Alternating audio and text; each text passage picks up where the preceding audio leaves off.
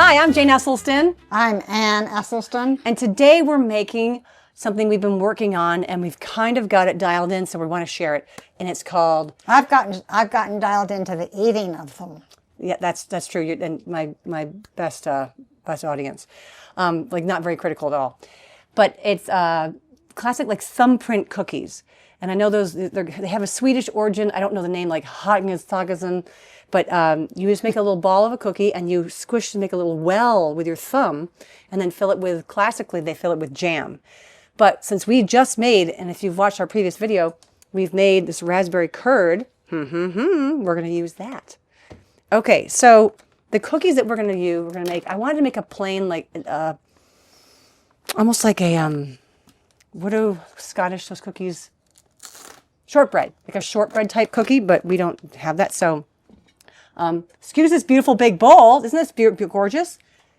This is a caraway bowl. It's brand new. Well, I wanted to get a yellow one because I was like, that's a great color.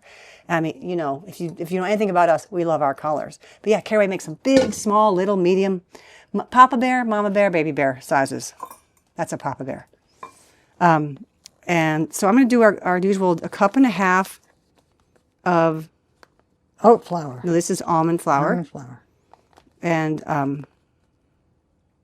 sorry if you have an allergy to this, but the almond flour it plays a good role in this because it has got all the bulk and fiber of flour, and it's almonds, as we all know, have plenty of fat.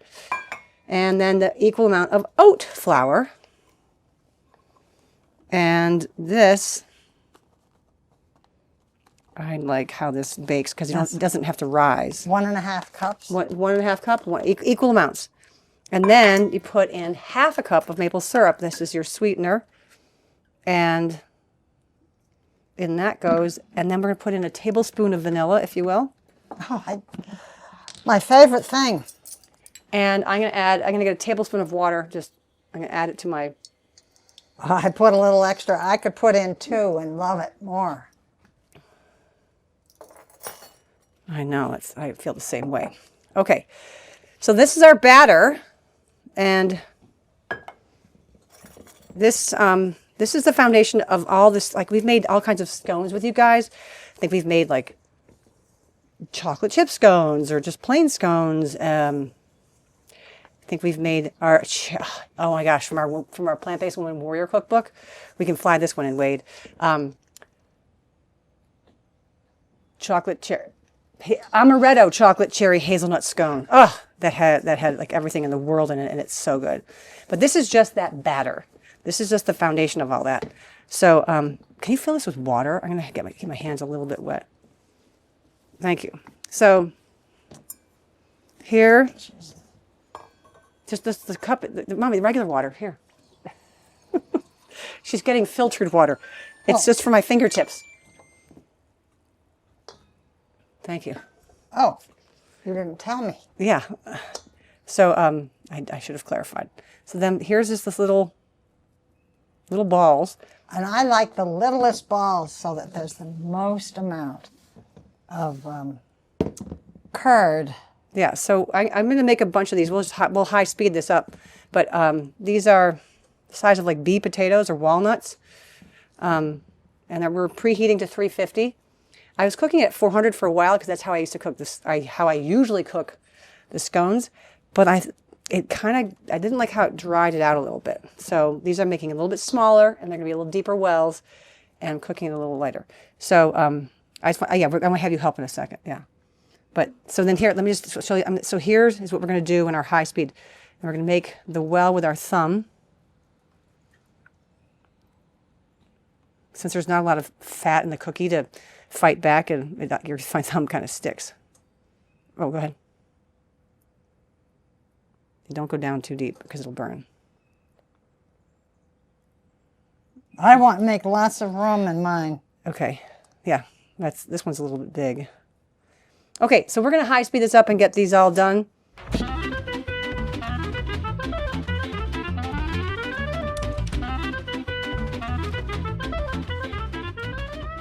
We have just dialed in 1, 2, 3, I can't count. 12. Thank you. 12 of these. And what I have learned through experimenting is that you can take these and just cook them right now. And you can add in this curd after you're done. And that... They're the best that way. Well, they are, because it's warm, and then you have this fresh curd in that scoop, and it's sort of cool and It's fresh. soft. But you also can cook them, and I have an example here. You can add the curd now, and you bake it in there, and then you have this beautiful, like, it's not going to stick to things. It's the classic sort of thumbprint cookie, which is delicious. So I'm going to do half and half just to show you that we can do it either way. So we're going to put in a scoop of this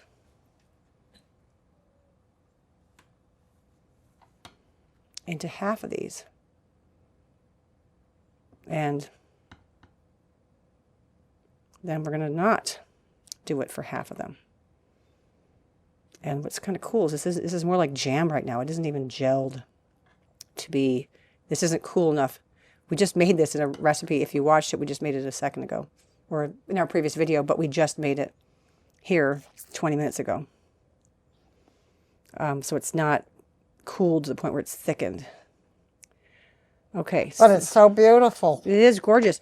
So we're going to put these in right now and cook these at 350 for about 10 minutes and then check on them. Because I don't want these to get too dried out or these to get burned. And I did it at 400 before. And it would for about 10 minutes, 12 minutes, and they got a little drier than I liked. All right, in they go. Back in a flash. All right, the timer just went off and the cookies are done. So we're going to see how they came out. Oh, they're going to be delish. They do look beautiful, Jane. Oh, yum.